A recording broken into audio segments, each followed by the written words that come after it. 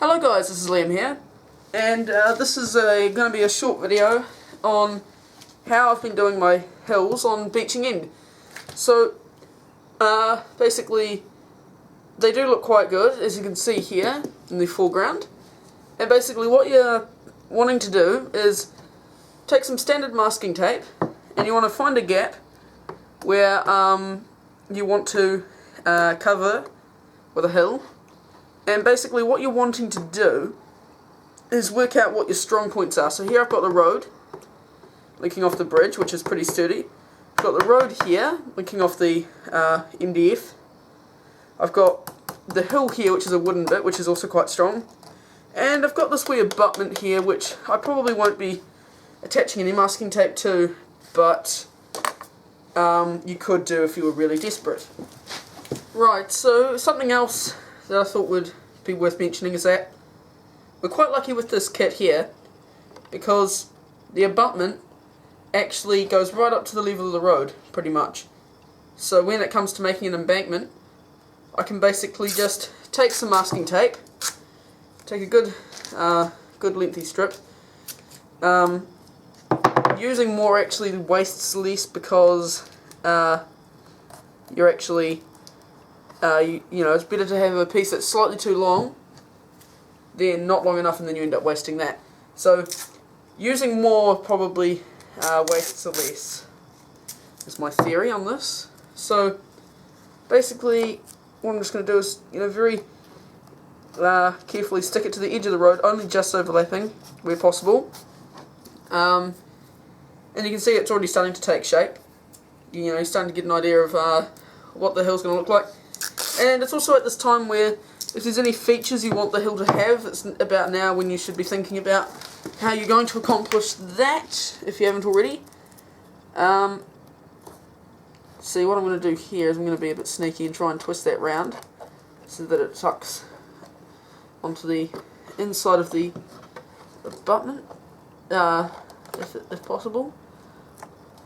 Nah, it's not going to sit. But you can see there's just basically just spend as much time as you want or need on placing these strips of masking tape. Another one of the benefits of actually using masking tape, I thought was probably worth mentioning, is that it doesn't have an absolutely high stick to it, so you can very easily peel it off. It shouldn't peel off any paint. And not only that, but it's a fairly, you know, it's like a papery surface on top, so you can actually, well, plastic cloth does actually tend to stick to it quite well. So, as you can see, we're nearly done. I'm just going to try and put a little bit more closer to the actual bridge abutment. It's like that, just to hope that holds, something like that, because even though it's quite flimsy now, once the plastic cloth's over the top of that, it should, you know, it'll dry rock solid, so it shouldn't matter too much about the flimsiness of the masking tape underneath. You know, as you can see, it's quite springy, but as long as it's somewhat stable enough that it would hold plastic cloth, that's all you're really looking for. So anyway, we'll be back in a second. Right, so the next step that you want to work on is plaster cloth. Now, plaster cloth is the same stuff that they use for casts if you have, say, a broken arm. And it comes in rolls similar to this. You can get it from most hobby shops and even craft shops. If you go to school, if you're lucky, your art department will probably have some that might be able to supply you with some. I got mine from a local model shop. And basically what you're wanting to do is cut it into little strips similar to this. And there are ones I prepared earlier. And basically what you're wanting to do is just dunk them in some water, and then it goes all floppy, like a wet tissue just about. And then you just want to basically place it on and spread the plaster so that it's somewhat levelling out, just to give it an even kind of plastery layer. So you can imagine it's probably stronger in the long run if there's a layer of plaster that's flat as opposed to having little holes. So that's my little theory. And basically what you're wanting to do is just, when you come to placing the next piece, basically what you're wanting to do is overlap them slightly, like you'll see in a second. So basically here we come in with the next piece. I'll put that on top slightly. So you want to just, press it down nice and smooth on that edge surface and along here as well. Now this stuff does dry somewhat quickly, and when I say that I mean it can take up to an hour to dry, but normally it doesn't quite take that long before it starts to get to a more solid state. And yeah, I highly recommend it because it's moderately cheap. It's about $7 for a big roll. I mean, I've gone about halfway through that roll that I showed you just a second ago, and it's about $7 for one of those at my local hobby shop, which $7 New Zealand dollars is probably about the equivalent of maybe £3. So yeah, not badly priced actually.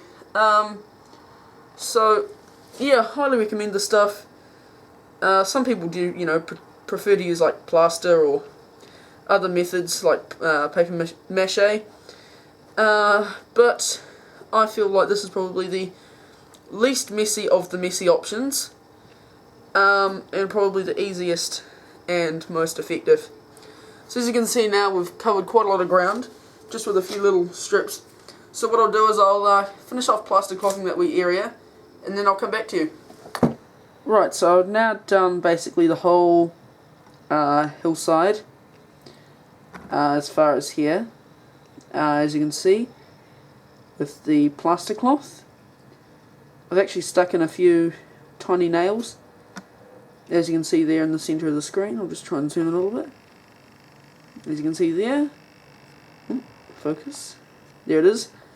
Just to pull out the plaster cloth a little bit, to give it a nicer slope down towards the railway line, as opposed to a sheer drop. So I just did that till it dries, because once it's dried you can pull the pin out and it's fully solid. So yeah, it's not looking too bad. It's just at a stage now where it's just beginning to harden, but still a bit spongy. So we'll come back when that's fully dried, and then we'll do another video on how to add flock, etc, etc. So thanks for watching, and please remember to like, comment, subscribe. Like us on Facebook at Foxwood Model Railway, and we'll catch you later. See ya.